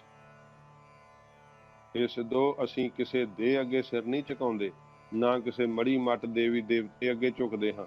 ਸਾਡੀ ਜਿਹੜੀ ਆਦੇਸ਼ ਹੈ ਨਾ ਨਮਸਕਾਰ, ਤਿਸ ਵਾਹਿਗੁਰੂ ਦੇ ਤਾਈ ਆਦੇਸ਼, ਬਾਬਾ ਆਦੇਸ਼। ਮਹਾਰਾਜ ਕਹਿੰਦੇ ਸੋ ਵਾਹਿਗੁਰੂ ਦੇ ਅੱਗੇ ਅਸੀਂ ਆਪਣਾ ਜਿਹੜਾ ਨਾ ਉਹ ਨਮਸਕਾਰ ਕਰਦੇ ਹਾਂ। ਆਦੇਸ਼ ਤਿਸੈ ਆਦੇਸ਼, ਤਿਸ ਵਾਹਿਗੁਰੂ ਨੂੰ ਆਦੇਸ਼ ਕਰਦੇ ਹਾਂ। ਮਹਾਰਾਜ ਜੀ ਨੇ ਕਿਹਾ ਨਾ, ਭਾਈ ਗੁਰਦਾਸ ਸਾਹਿਬ ਜੀ ਫਰਮਾਉਂਦੇ, ਮਿੱਠਾ ਬੋਲਣ ਨਿਵ ਚੱਲਣ, ਗੁਰਮੁਖ ਭਾਵ ਭਗਤ ਅਰਥਿਓ। ਆਦਿ ਪੁਰਖ ਆਦੇਸ਼ ਹੈ, ਅਵਨਾਸੀ ਅਤ ਅਛਲ ਅਛਿਓ, ਜਗਤ ਗੁਰੂ ਗੁਰ ਨਾਨਕ ਦਿਓ। ਆਦਿ ਪੁਰਖ ਆਦੇਸ਼ ਹੈ, ਆਦਿ ਪੁਰਖ ਵਾਹਿਗੁਰੂ ਨੂੰ ਆਦੇਸ਼ ਹੈ, ਨਮਸਕਾਰ ਹੈ। ਇਉਂ ਸੱਚੇ ਪਾਤਸ਼ਾਹ ਜੀ ਮਹਾਰਾਜ ਕਹਿੰਦੇ ਅਸੀਂ ਉਸ ਪਰਮੇਸ਼ਰ ਦੇ ਅੱਗੇ ਨਮਸਕਾਰ ਕਰਦੇ ਹਾਂ। ਸਿੱਧਾਂ ਨੇ ਨਿਮਰਤਾ ਸਹਿਤ ਮਹਾਰਾਜ ਜੀ ਨੂੰ ਪੁੱਛਿਆ ਕਿ ਸਤਿਗੁਰੂ ਜੀ ਉਹ ਕੈਸਾ ਸਰੂਪ ਹੈ ਜਿਸ ਨੂੰ ਆਪ ਜੀ ਮਨ ਬਾਣੀ ਸਰੀਰ ਕਰਕੇ ਨਮਸਕਾਰ ਕਰਦੇ ਹੋ? ਤਾਂ ਮਹਾਰਾਜ ਕਹਿੰਦੇ ਆਦਿ ਅਨੀਲ ਅਨਾਦ ਅਨਾਹਤ। ਉਹ ਸਾਰੇ ਸੰਸਾਰ ਦਾ ਆਦ ਮੁੱਢ ਰੂਪ ਹੈ। ਅਨੀਲ, ਨੀਲ ਭਾਵ ਜਿਵੇਂ ਨੀਲਾ ਆਕਾਸ਼ ਆਦਿਕ ਤੱਤ ਨੇ, ਤੇ ਤੱਤਾਂ ਦੇ ਕਾਰਜ ਤੋਂ ਮਹਾਰਾਜ ਕਹਿੰਦੇ ਭਾਈ ਰਹਿਤ ਹੈ। ਨੀਲ, ਨੀਲੀ ਭਾਵ ਕਾਲੀ ਮਾਇਆ ਤੋਂ ਰਹਿਤ ਹੈ। ਸੱਚੇ ਪਾਤਸ਼ਾਹ ਕਹਿੰਦੇ ਆ ਅਨੀਲ ਗਿਣਤੀ ਤੋਂ ਰਹਿਤ ਹੈ। ਉਹ ਸੱਚੇ ਪਾਤਸ਼ਾਹ ਜੀ ਕਹਿੰਦੇ ਅਨਾਦ, ਅਨ ਆਦ, ਆਦ ਤੋਂ ਵੀ ਤੇ ਅਨ ਰਹਿਤ ਹੈ। ਉਹਦਾ ਕੋਈ ਆਦ ਨਹੀਂ ਜਾਣਿਆ ਜਾ ਸਕਦਾ। ਵਾਹਿਗੁਰੂ ਪਰਮੇਸ਼ਰ ਦਾ ਆਦਿ ਕੋਈ ਵੀ ਨਹੀਂ, ਆਪ ਸੁਤੇ ਅਨਾਦੀ ਹੈ। ਅਨਾਹਤ ਇੱਕ ਤਾਂ ਆਹਤ ਸ਼ਬਦ ਹੁੰਦੇ ਆ ਜੋ ਕਿਸੇ ਚੀਜ਼ ਪਰ ਚੋਟ ਕਰਨ ਤੇ ਭਾਵ ਮਾਰਨ ਤੇ ਆਵਾਜ਼ ਪ੍ਰਗਟ ਹੋਵੇ, ਜਿਵੇਂ ਡੱਗਾ ਮਾਰੀਏ ਘੜਿਆਲ ਵਿੱਚੋਂ ਆਵਾਜ਼ ਨਿਕਲਦੀ ਹੈ, ਫੂਕ ਮਾਰੀਏ ਤਾਂ ਸ਼ੰਖ ਵਿੱਚੋਂ ਆਵਾਜ਼ ਨਿਕਲਦੀ ਹੈ, ਵਾਜੇ ਦੀਆਂ ਸੁਰਾਂ ਹਿਲਾਈਏ, ਪੱਖਾ ਫੇਰੀਏ, ਵਾਜੇ ਵਿੱਚੋਂ ਆਵਾਜ਼ ਨਿਕਲਦੀ ਹੈ। ਸਾਰੇ ਆਹਤ ਸ਼ਬਦ ਹਨ।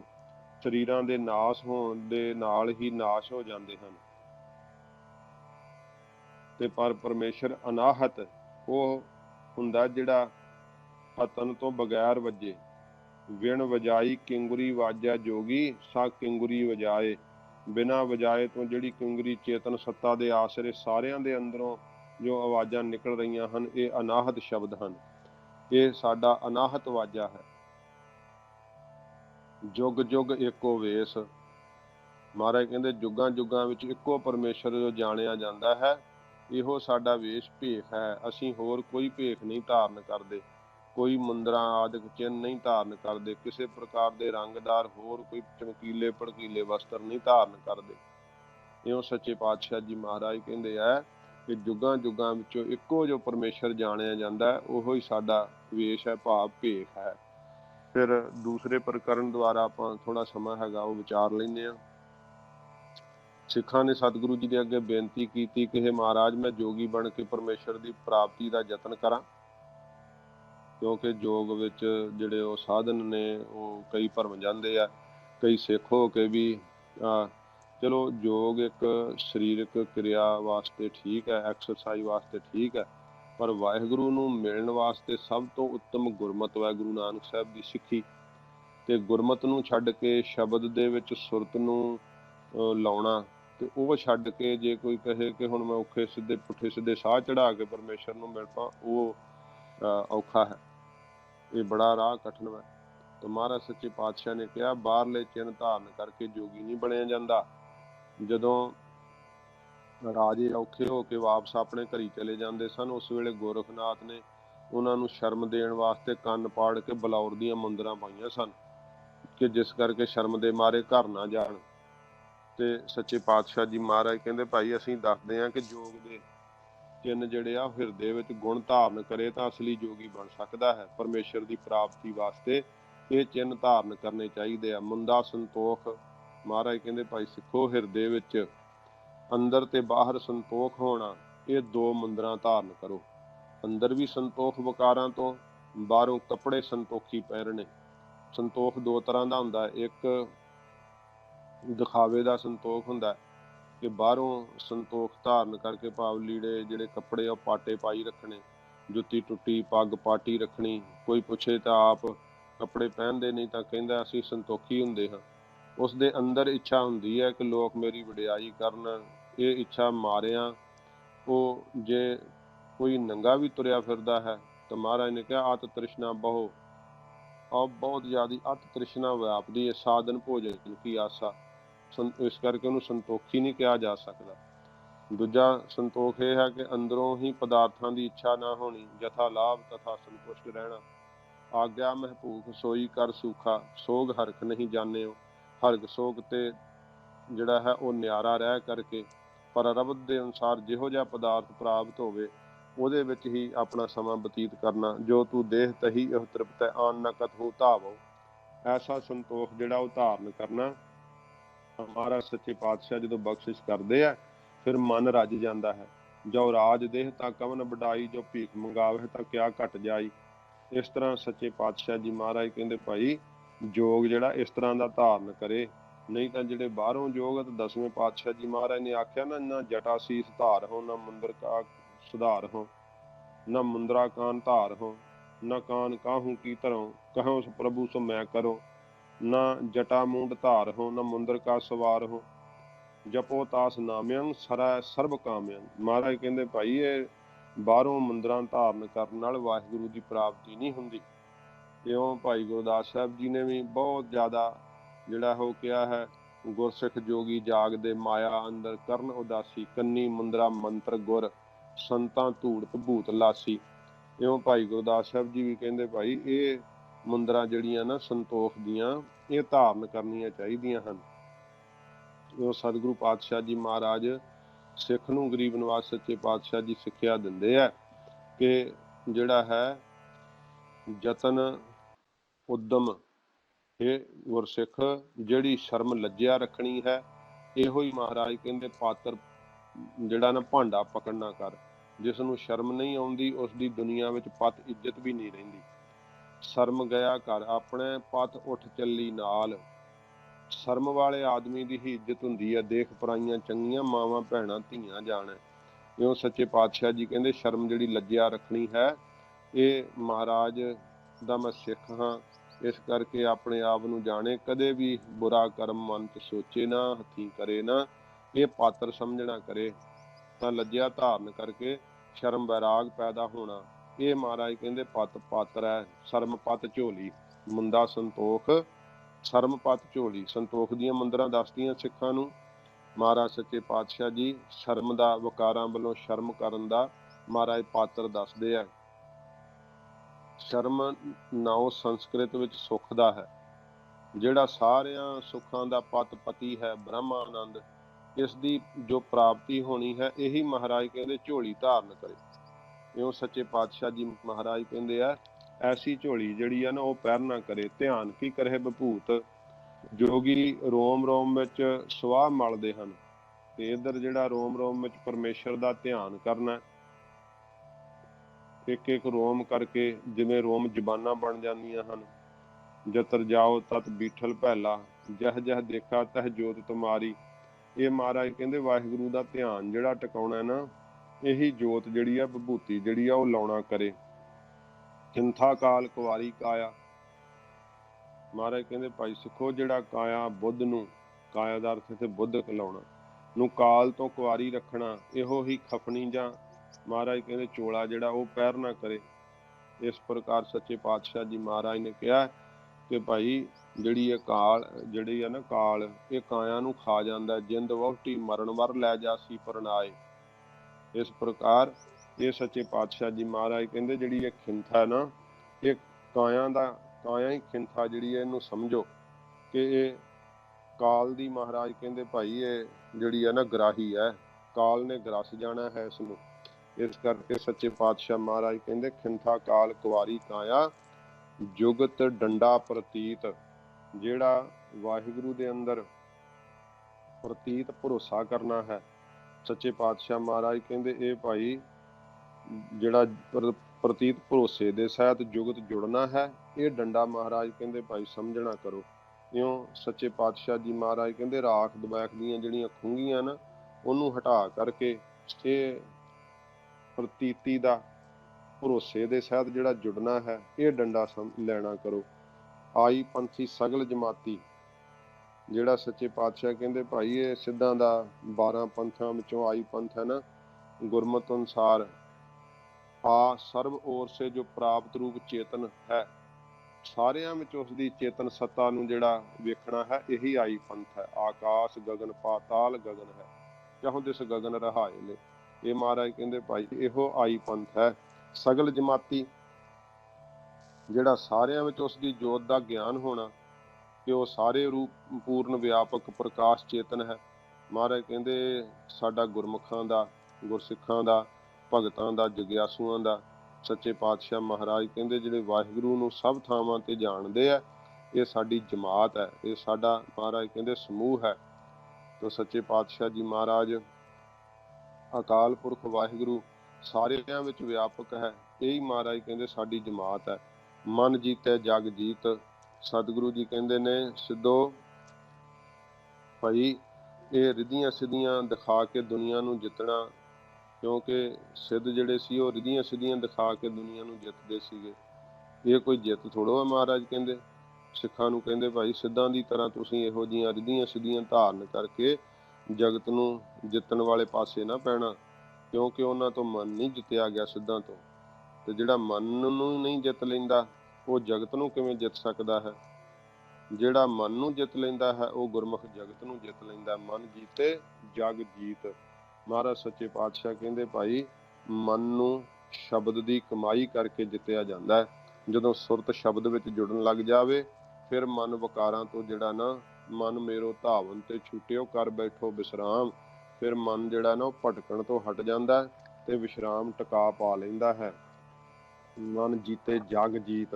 सच्चे पातशाह महाराज कहते फिर भाई जगत दे जितण दी जिहड़ी है ना वो उपाधि जिहड़ी आ प्राप्त हो जाती है। आदेश तिसै आदेश। सच्चे पातशाह जी महाराज कहते भाई उस परमेश्वर दे अगे जिहड़ी है ना नमस्कार करनी चाहिए है, क्योंकि महाराज क्या कर डंडौत पुन वड्डा है। ਉਹਦੇ ਅੱਗੇ ਨਮਸਕਾਰ ਕਰਨ ਨਾਲ ਵੱਡਾ ਪੁੰਨ ਲੱਗਦਾ ਹੈ। ਜਿਵੇਂ ਫਰੀਦ ਜੀ ਨੂੰ ਕਿਸੇ ਨੇ ਪੁੱਛਿਆ ਨਾ ਕਿ ਫਰੀਦ ਜੀ ਜਿਹੜਾ ਅੱਲਾ ਨੂੰ ਸਜਦਾ ਨਹੀਂ ਕਰਦਾ ਸਿਰ, ਉਹ ਸਿਰ ਦਾ ਕੀ ਹੋਣਾ ਚਾਹੀਦਾ ਹੈ? ਪਹਿਲੋਂ ਕਿਹਾ ਉੱਠ ਫਰੀਦਾ ਉਹਦੇ ਉਸਾਜ ਸੁਬਹ ਨਵਾਜ ਗੁਜ਼ਾਰ, ਜੋ ਸਿਰ ਸਾਈਂ ਨਾ ਨਿਵੈ ਸੋ ਸਿਰ ਕੱਪ ਉਤਾਰ। ਕਹਿੰਦੇ ਜਿਹੜਾ ਸਿਰ ਸਾਈਂ ਨੂੰ ਨਹੀਂ ਨਿਉਂਦਾ ਉਹਨੂੰ ਕੱਟ ਕੇ ਸਿੱਟ ਦੇਣਾ ਚਾਹੀਦਾ। ਫਿਰ ਫਰੀਦ ਜੀ ਨੂੰ ਪੁੱਛੇ ਫਰੀਦ ਜੀ ਉਹ ਕੱਟੇ ਸਿਰ ਦਾ ਕੀ ਕਰਨਾ ਚਾਹੀਦਾ? ਕਹਿੰਦੇ ਨੇ ਜੋ ਸਿਰ ਸਾਈਂ ਨਾ ਨਿਵੈ ਸੋ ਸਿਰ ਕੱਪ ਉਤਾਰ, ਜੋ ਸਿਰ ਸਾਈਂ ਨਾ ਨਿਵੈ ਸੋ ਸਿਰ ਕੀਜੈ ਕਾਏ। ਉਹਦਾ ਕੀ ਕਰੀਏ? ਕਹਿੰਦੇ ਕੁੰਨੇ ਹੇਠ ਜਲਾਈਐ ਬਾਲਣ ਸੰਧੈ ਥਾਏ। ਉਹਨੂੰ ਨਾ ਕੁੰਨੇ ਦੇ ਥੱਲੇ ਭਾਵ ਤੌੜੀ ਦੇ ਥੱਲੇ ਚੁੱਲ੍ਹੇ ਦੇ ਵਿੱਚ ਬਾਲ ਦੇਣਾ ਚਾਹੀਦਾ ਹੈ ਬਾਲਣ ਦੀ ਥਾਂ ਦੇ ਉੱਤੇ, ਜਿਹੜਾ ਵਾਹਿਗੁਰੂ ਨੂੰ ਨਮਸਕਾਰ ਨਹੀਂ ਕਰਦਾ। ਇਸ ਕਰਕੇ ਮਹਾਰਾਜ ਕਹਿੰਦੇ ਸਿੱਧੋ ਹੋਰ ਦੇਹਾਂ ਨੂੰ ਜਾਂ ਕਿਸੇ ਦੇਵੀ ਦੇਵਤਿਆਂ ਨੂੰ ਅਗਨਹੋਤਰੀਆਂ ਨੂੰ ਆਦੇਸ਼ ਨਹੀਂ, ਆਦੇਸ਼ ਤਿਸੈ ਆਦੇਸ਼, ਤਿਸ ਵਾਹਿਗੁਰੂ ਨੂੰ ਸਾਡੀ ਨਮਸਕਾਰ ਹੈ, ਨਮਸਕਾਰ ਹੈ। ਆਦ ਅਨੀਲ ਅਨਾਦ ਅਨਾਹਤ ਜੁਗ ਜੁਗ ਏਕੋ ਵੇਸ। ਜੋ ਸਾਰੇ ਜਗਤ ਦਾ ਆਪ ਜਿਹੜਾ ਆਦ ਰੂਪ ਹੈ, ਮੁੱਢ ਰੂਪ ਹੈ, ਕਣ ਰੂਪ ਹੈ। ਅਨੀਲ ਨਿਗਲਣ ਤੋਂ ਰਹਿਤ ਹੈ। ਜਿਵੇਂ ਅਗਿਆਨ ਸਾਰਿਆਂ ਨੂੰ ਨਿਗਲ ਜਾਂਦਾ ਨਾ, ਉਸ ਨੂੰ ਕੋਈ ਨਿਗਲ ਨਹੀਂ ਸਕਦਾ ਹੈ। ਅਨਾਦ ਮੁੱਢ ਤੋਂ ਰਹਿਤ ਹੈ, ਉਸ ਦਾ ਮੁੱਢ ਕੋਈ ਨਹੀਂ ਜਾਣ ਸਕਦਾ। ਨਾ ਤਿਸ ਬਾਪ ਨਾ ਮਾਏ ਕਿਨ ਤੂੰ ਜਾਇਆ। ਆਪੇ ਆਪ ਸਾਰਿਆਂ ਦਾ ਮੁੱਢ ਰੂਪ ਹੈ। ਅਨ ਆਦ ਅਨ ਜੋ ਦੋ ਹਨ ਈਸ਼ਰ ਤੇ ਜੀਵ, ਉਹਨਾਂ ਦਾ ਵੀ ਆਦ ਹੈ, ਆਪ ਅਨਾਦੀ ਹੈ। ਅਨਾਹਤ ਹੱਤ ਨਾਸ਼ ਤੋਂ ਰਹਿਤ ਹੈ। ਹੱਤ ਹੁੰਦਾ ਨਾਸ਼ ਹੋਣਾ, ਅਨਹਤ ਭਾਵ ਨਾਸ਼ ਤੋਂ ਰਹਿਤ ਹੈ। ਦਵੈਤ ਜਿਸ ਵਿੱਚ ਹੈ ਹੀ ਨਹੀਂ, ਨਾਸ਼ ਹੋ ਜਾਂਦੀ ਜਿਹਦੇ ਸਰੂਪ ਦਾ ਚਿੰਤਨ ਕਰਕੇ। ਸੱਚੇ ਪਾਤਸ਼ਾਹ ਜੀ ਮਹਾਰਾਜ ਕਹਿੰਦੇ ਜੁਗ ਜੁਗ ਏਕੋ ਵੇਸ। ਜੁਗ ਦਾ ਅਰਥ ਦੋ ਹੁੰਦਾ, ਜੀਵ ਤੇ ਈਸ਼, ਪੁਰਖ ਤੇ ਪ੍ਰਕਿਰਤੀ ਅੰਦਰ ਦੋਵਾਂ ਦੇ ਵਿੱਚ ਇੱਕੋ ਹੀ ਵੇਸ਼ ਆ ਪਰਮੇਸ਼ਰ ਦਾ, ਵਾਹਿਗੁਰੂ ਦਾ। ਸੱਚੇ ਪਾਤਸ਼ਾਹ ਮਹਾਰਾਜ ਕਹਿੰਦੇ ਸੱਚੇ ਤੇਰੇ ਖੰਡ ਸੱਚੇ ਬ੍ਰਹਮੰਡ, ਇੱਕੋ ਇੱਕ ਪਰਮੇਸ਼ਰ ਹੀ ਸਦਾ ਮਹਾਰਾਜ ਸੱਚੇ ਪਾਤਸ਼ਾਹ ਜੀ ਕਹਿੰਦੇ ਸਦਾ ਸਲਾਮਤ ਹੈ, ਰਹਿਣ ਵਾਲਾ ਹੈ। ਉਹਦੇ ਅੱਗੇ ਸਤਿਗੁਰੂ ਜੀ ਕਹਿੰਦੇ ਭਾਈ ਸਾਡੀ ਨਮਸਕਾਰ ਹੈ, ਜਿਹੜਾ ਨਾਸ਼ ਤੋਂ ਰਹਿਤ ਹੈ। ਸੱਚੇ ਪਾਤਸ਼ਾਹ ਜੀ ਮਹਾਰਾਜ ਜੀ ਨੇ ਇਹ ਗਰੀਬ ਨਵਾਜ ਸਤਿਗੁਰਾਂ ਜੀ ਨੇ ਬਖਸ਼ਿਸ਼ ਕੀਤੀ ਹੈ। 28ਵੀਂ ਪੌੜੀ ਵਿੱਚ ਜੋਗ ਦੇ ਚਿੰਨ੍ਹ ਸੱਚੇ ਪਾਤਸ਼ਾਹ ਜੀ ਮਹਾਰਾਜ ਨੇ ਅੰਤਰੀਵ ਜਿਹੜੇ ਗੁਰਸਿੱਖਾਂ ਨੂੰ ਧਾਰਨ ਕਰਨੇ ਚਾਹੀਦੇ ਆ, ਉਹ ਸੱਚੇ ਪਾਤਸ਼ਾਹ ਜੀ ਮਹਾਰਾਜ ਨੇ ਇਸ ਪੌੜੀ ਦੇ ਅੰਦਰ ਦੱਸੇ ਆ ਕਿ ਕਿਹੜੇ ਕਿਹੜੇ ਜੋਗ ਦੇ ਚਿੰਨ੍ਹ ਧਾਰਨ ਕਰਨੇ ਚਾਹੀਦੇ ਆ, ਤੇ ਸਾਡਾ ਆਈ ਪੰਥ ਜਿਹੜਾ ਹੈ ਉਹ ਕਿਹੜਾ ਹੈ। ਤੇ ਜਗਤ ਦੇ ਉੱਤੇ ਜੇ ਫਤਿਹ ਪਾਉਣੀ ਹੈ ਤਾਂ ਆਪਣੇ ਮਨ ਦੇ ਉੱਤੇ ਸਭ ਤੋਂ ਪਹਿਲਾਂ ਫਤਿਹ ਪਾਉਣੀ ਚਾਹੀਦੀ ਹੈ। ਮਨ ਦੇ ਵਿਕਾਰਾਂ ਨੂੰ ਜਿੱਤਣਾ ਚਾਹੀਦਾ। ਜੇ ਮਨ ਦੇ ਵਿਕਾਰ ਹੀ ਨਹੀਂ ਜਿੱਤੇ ਗਏ ਤੇ ਫਿਰ ਮਹਾਰਾਜ ਕਹਿੰਦੇ ਭਾਈ ਜਗਤ ਦੇ ਉੱਤੇ ਫਤਿਹ ਪਾਉਣ ਵਾਲੇ ਸਿਕੰਦਰ ਵਰਗੇ ਵੀ ਖਾਲੀ ਹੱਥ ਗਏ ਸੀ ਤੇ ਉਹਨਾਂ ਨੂੰ ਕੋਈ ਸਫਲਤਾ ਨਹੀਂ ਸੀ ਪ੍ਰਾਪਤ ਹੋਈ। ਇਸ ਕਰਕੇ ਸੱਚੇ ਪਾਤਸ਼ਾਹ ਜੀ ਮਹਾਰਾਜ ਨੇ ਕਿਹਾ ਕਿ ਭਾਈ ਉਸ ਪਰਮੇਸ਼ਰ ਨੂੰ ਸਮਰੱਥ ਨੂੰ, ਕਿਉਂਕਿ ਜਿਹੜੇ ਸੀ ਸਿੱਧ ਸੀ ਆਪਸ ਦੇ ਅੰਦਰ ਆਦੇਸ਼ ਇਹ ਸਿੱਧਾਂ ਦਾ ਬੋਲਾ ਸੀਗਾ। ਨਮਸਕਾਰ ਕਹਿੰਦੇ ਮਹਾਰਾਜ ਤੁਸੀਂ ਸਾਨੂੰ ਨਮਸਕਾਰ ਨਹੀਂ ਕੀਤੀ। ਮਹਾਰਾਜ ਨੇ ਕਿਹਾ ਸੀ ਨਾ ਉਹ ਸਿੱਧ ਗੋਸ਼ਟ ਜਿੱਥੇ ਮਹਾਰਾਜ ਦੀ ਬਾਣੀ ਆਰੰਭ ਹੁੰਦੀ ਹੈ ਕਿ ਸਿੱਧ ਸਭਾ ਕਰ ਆਸਣ ਬੈਠੇ ਸੰਤ ਸਭਾ ਜੈਕਾਰੋ, ਤਿਸ ਆਗੈ ਰਹਿ ਰਾਸ ਹਮਾਰੀ ਸਾਚਾ ਅਪਰਾ ਪਾਰੋ। ਮਹਾਰਾਜ ਕਹਿੰਦੇ ਵੀ ਸੰਤਾਂ ਦੀ ਸਭਾ ਸਮੂਹ ਤੇਰੀ ਜੈ ਜੈਕਾਰ ਹੋਵੇ। ਸਿੱਧ ਸਭਾ ਕਰ ਆਸਣ ਬੈਠੇ, ਸਭਾ ਲਾ ਕੇ ਆਸਣ ਲਾ ਕੇ ਬਹਿ ਗਏ ਤੇ ਮਹਾਰਾਜ ਨੇ ਸਾਰੇ ਸਿੱਧਾਂ ਨੂੰ ਕਿਹਾ ਸੰਤ ਸਭਾ ਜੈਕਾਰੋ, ਭਾਈ ਤੁਹਾਡੀ ਸੰਤਾਂ ਦੀ ਸਭਾ ਤੁਹਾਡੀ ਜੈ ਜੈਕਾਰ ਹੋਵੇ। ਕਹਿੰਦੇ ਤੁਸੀਂ ਮਹਾਰਾਜ ਸਾਨੂੰ ਨਮਸਕਾਰ ਨਹੀਂ ਕੀਤੀ। ਮਹਾਰਾਜ ਕਹਿੰਦੇ ਆਦੇਸ਼ ਤਿਸੈ ਆਦੇਸ਼, ਸਾਡੀ ਆਦੇਸ਼ ਜਿਹੜੀ ਆ ਨਮਸਕਾਰ ਹੈ ਤਿਸ ਵਾਹਿਗੁਰੂ ਨੂੰ ਜੋ ਤੁਹਾਡੇ ਅੰਦਰ ਵੀ ਉਹ ਸਮਾ ਰਿਹਾ। ਮਹਾਰਾਜ ਕਹਿੰਦੇ ਭਾਈ ਇਸ ਪਰਮੇਸ਼ਰ ਨੂੰ ਨਮਸਕਾਰ ਕਰਦੇ ਆ, ਉਸ ਜੋਤ ਨੂੰ ਨਮਸਕਾਰ ਕਰਨੀ ਚਾਹੀਦੀ ਹੈ ਜੋ ਆਦ ਅਨੀਲ ਅਨਾਦ ਅਨਾਹਤ, ਜੋ ਮਹਾਰਾਜ ਕਹਿੰਦੇ ਭਾਈ ਹੱਦ ਤੋਂ ਰਹਿਤ ਹੈ, ਨਾਸ਼ ਤੋਂ ਰਹਿਤ ਹੈ। ਸਾਰਿਆਂ ਦਾ ਹੀ ਆਦਿ ਰੂਪ ਹੈ। ਮਹਾਰਾਜ ਕਹਿੰਦੇ ਭਾਈ ਜਿਹੜਾ ਸਦਾ ਰਹਿਣ ਵਾਲਾ ਹੈ, ਜੁਗ ਜੁਗ ਇੱਕੋ ਵੇਸ, ਜੁਗਾਂ ਜੁਗਾਂ ਦੇ ਅੰਦਰ ਬਾਕੀ ਸਭ ਕੁਝ ਪਲਟ ਜਾਂਦਾ, ਪਰ ਵਾਹਿਗੁਰੂ ਦਾ ਵੇਸ ਜਿਹੜਾ ਸਰੂਪ ਇੱਕੋ ਜਿਹਾ ਰਹਿੰਦਾ। ਸੱਚੇ ਪਾਤਸ਼ਾਹ ਜੀ ਕਹਿੰਦੇ ਭਾਈ ਉਸ ਨਿਰੰਕਾਰ ਨੂੰ ਸਾਡੀ ਨਮਸਕਾਰ ਹੈ। ਇਹ ਸੱਚੇ ਪਾਤਸ਼ਾਹ ਜੀ ਮਹਾਰਾਜ ਕਿਰਪਾ ਕੀਤੀ ਹੈ। ਤੋ ਆਪਾਂ 28ਵੀਂ ਪੌੜੀ ਦਾ ਅੱਜ ਜਿਹੜੀ ਕਥਾ ਹੈ ਉਹ ਸਰਵਣ ਕੀਤੀ ਹੈ। ਨਾਲ ਜਿਹੜਾ ਹੈ ਉਹ ਸੰਥਿਆ ਦਾ ਪਾਠਾਂ ਦਾ ਬੋਧ ਜਿਹੜਾ ਹੈ ਉਹ ਸਰਵਣ ਕੀਤਾ। ਸਤਿਗੁਰੂ ਜੀ ਕਿਰਪਾ ਕਰਨ, ਮਹਾਰਾਜ ਦਾ ਅੰਮ੍ਰਿਤ ਪਵਿੱਤਰ ਉਪਦੇਸ਼ ਹਿਰਦੇ ਚ ਵਸੇ, ਹੋਈਆਂ ਭੁੱਲਾਂ ਬਖਸ਼ ਲੈਣੀਆਂ, ਅੱਗੇ ਵਾਸਤੇ ਸਮਤ ਬਖਸ਼ਣੀ। ਆਦੇਸ਼ ਤਿਸੈ ਆਦੇਸ਼, ਆਦਿ ਅਨੀਲ ਅਨਾਦ ਅਨਾਹਤ, ਜੁਗ ਜੁਗ ਏਕੋ ਵੇਸ। ਵਾਹਿਗੁਰੂ ਜੀ ਕਾ ਖਾਲਸਾ, ਵਾਹਿਗੁਰੂ ਜੀ ਕੀ ਫਤਿਹ।